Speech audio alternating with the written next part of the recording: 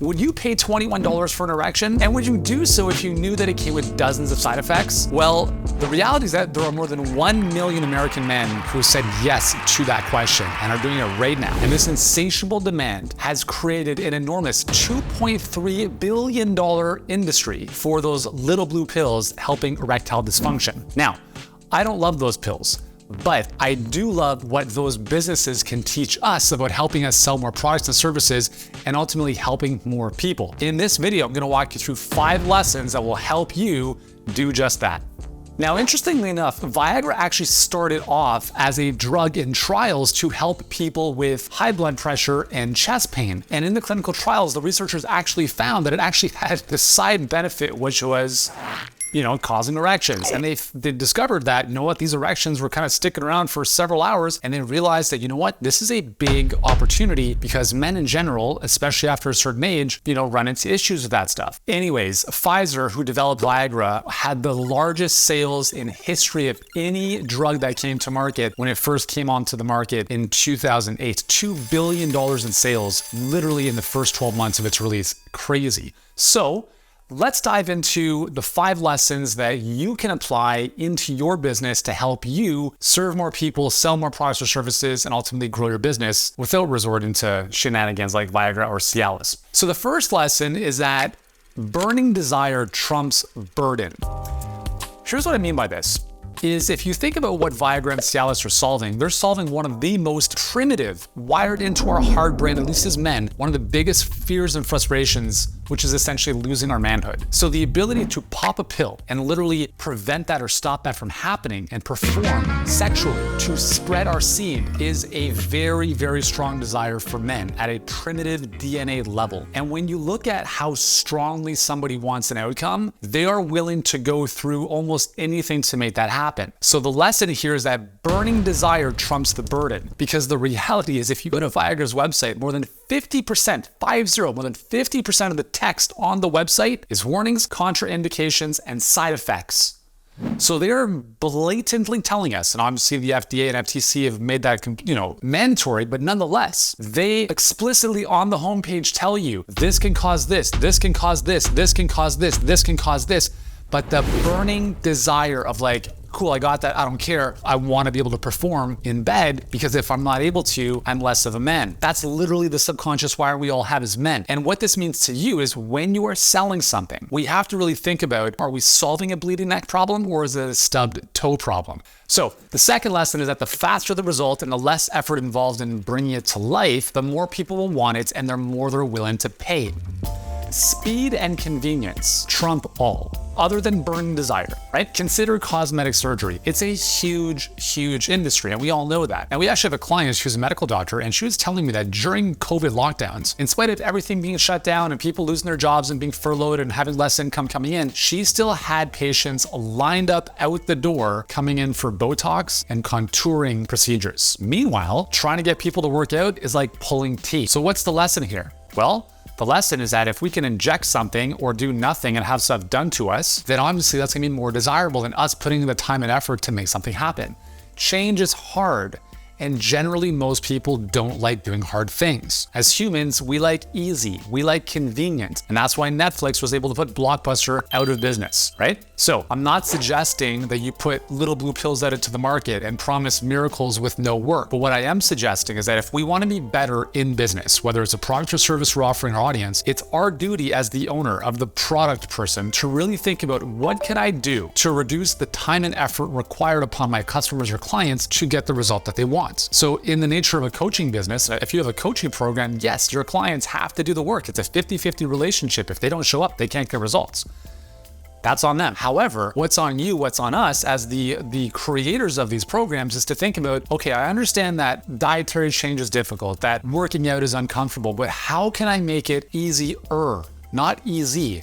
so that the perceived pain of change is lower than what they might think otherwise. If someone is able to help someone lose weight in 12 weeks and you're able to help them lose the same amount of weight in 6 weeks, what you're offering is more valuable to the marketplace because you're promising the same results in half the time. Again, it's not promising quick fixes and drop 20 pounds without doing anything, but it's about helping people understand that if you have a better mousetrap, if you have a better way of helping people achieve an outcome, understand that speed and convenience go a very, very, very long way. So although nothing is easy, you can do what you can to make it easier. And the better you get at doing this, the better your product or service becomes, the more likely your clients will get faster results. And if they get faster results, guess what's gonna happen? They're gonna stay with you longer and they're gonna refer more people to work with you as well, which allows you to grow your business at an exponential rate versus just hoping that the odd client comes in here and there.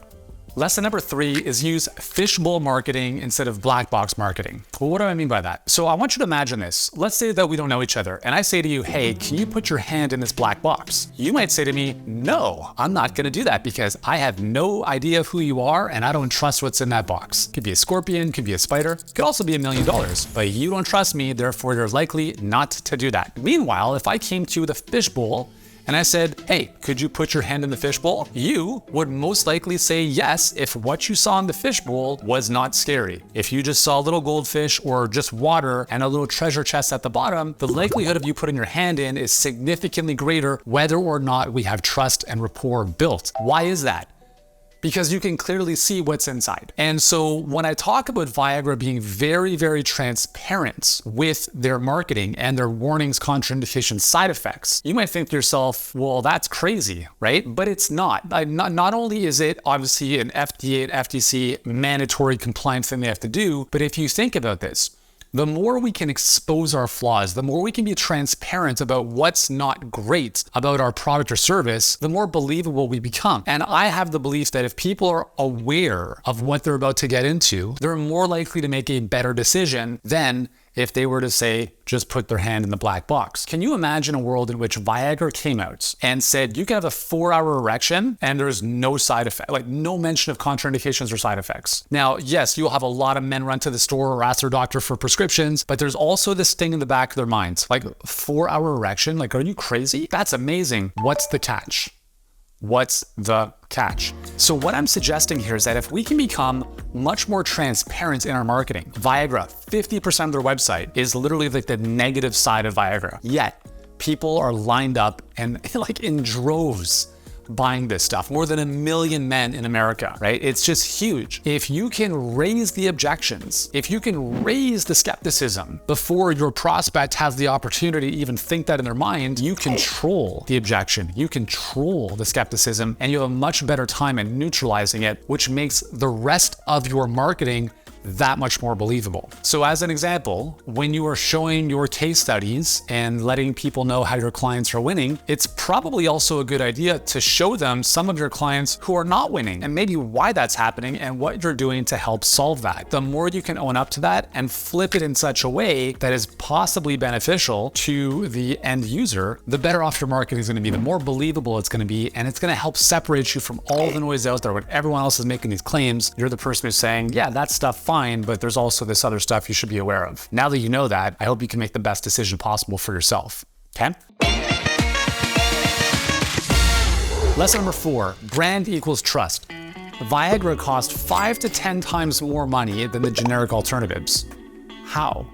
And yet people are still choosing Viagra over all of the other ones combined. I've been online since 2005, and I started off, and still to this day, I'm a big proponent of direct response marketing, which is you put marketing out, you measure the response, you course correct, and you rinse and repeat, right? You know exactly that this person came from there, then you have that attribution, etc. But if you think about the biggest businesses on the planet, the Coca-Colas, the Viagras, the Starbucks, etc., they don't use direct response marketing. What they use is brand marketing, brand awareness. And the reason they do that is because all they care about at that level of business is that people is just top of mind. If you go to a different country and you're about to get a coffee, where are you more likely to go? Starbucks, where you know exactly what you're gonna get, or to a new cafe you've never had a coffee ever in your life? Here's the thing about the human condition. As humans, we are less concerned about making the right decision, but we are more concerned about making the wrong decision. And therefore, safety is very important in our decision-making process.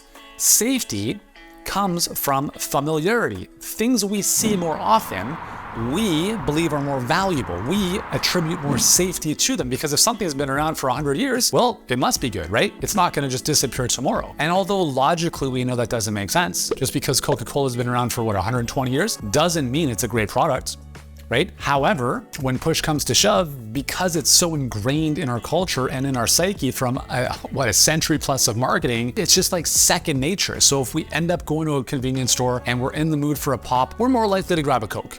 Right? And that's how these big businesses stay so big, is because they understand that brand equals trust. So the goal with marketing is, number one, to be in business as long as humanly possible, because the longer you're in business, the more people will see your stuff. Second is just to be everywhere all the time. And this just takes time, right? So I'm a huge believer, a huge fan of advertising, because at the click of a button, your message can be shown to millions of people, even if you don't mass produce content. So a strong brand is the antidote to a lack of trust, but it takes a very long time to build a strong brand. Remember, just think about this. Repeated exposure equals trust, and familiar equals safe.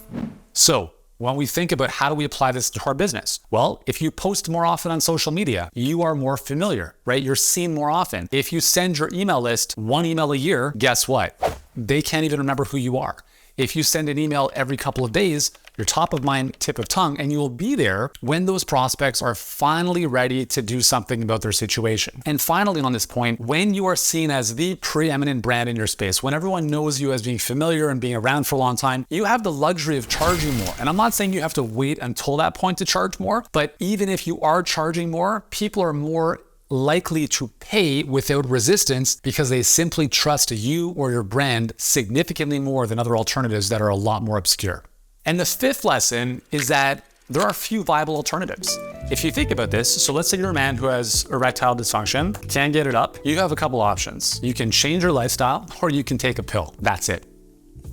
And in the pill category, you got Viagra or Cialis, and then some other generics that most people don't even know about. So you have 3 options. You have Viagra, you have Cialis, or you can change how you live. Which one of those seems the easiest, seems the simplest? Well, it's obvious, right? So let's compare that to my world. It's the world of business coaching. I'm not the only business coach on the planet. I'm not the only business mentor that helps businesses grow. But imagine I were, because here's the reality, is that if you only saw nothing around business coaching and then you saw my stuff and you knew you needed help solving whatever challenges in your business that we could solve, you would have no other option other than trying to figure things out by yourself. And the thing to remember is this, is that every one of our prospects, everyone in our market, including you and I, we're always thinking, why should I do business with you? As opposed to doing anything else, which includes doing nothing. And if we're not able to answer that question, we're gonna be in trouble. Most of us obviously operate in a very competitive market. So in the world of business coaching, there are every 3rd post is some other guru saying, I'm gonna help you get clients and grow your business. Now, what that means is that you as a consumer, if that's what you're in the market for, have a lot more power in terms of decision making, and therefore you have the luxury of kind of saying, well, not that, not this, I'll try a little bit of that, a little bit of that. But with these penis pills, for the lack of a better term, it's like you take this or you change your lifestyle. There are no thousands of other options. And what that means is they're able to dominate this market that much more effectively. They can charge premium prices and they understand that they can do so because what's the alternative? So again, if you were the only coach, if you were the only person who could help someone with a specific problem, you could literally tell them everything. You could say it's the most expensive thing. There's gonna be all these problems you're gonna have to run into. There's gonna be all this hard work, all these side effects, all these contraindications. But the alternative is this, and the alternative is not what they want. What do you think they're gonna do? They're more likely gonna choose you, right? Now, that is the beauty of having a relatively unsophisticated early market. When there are very few viable options, you, or in this case, Viagra, become the most attractive one. So how do you apply this into your business? Is number one, you have to figure out how to differentiate yourself. You have to share your story, you have to speak your truth, and you also have to continually refine what it is you're offering to the market so that it comes across as not only better, but different. Different is often better than better. And we talk about going back to how do you reduce the time to results? How do you reduce the perceived or real effort involved in getting those results? All of these improvements you can make to your product or program is going to make a huge difference in helping people choose you in a sea of lots of competitors. Cool? All right. So what I'd love to know before we finish off here is which of these 5 lessons hits home the most with you? Let me know in the comments below. I look forward to hearing from you. And if you've enjoyed this video, remember to watch the next video, which is going to pop up somewhere here or there to help you grow your business and just kick ass. Thanks for watching, and I'll see you in the next video.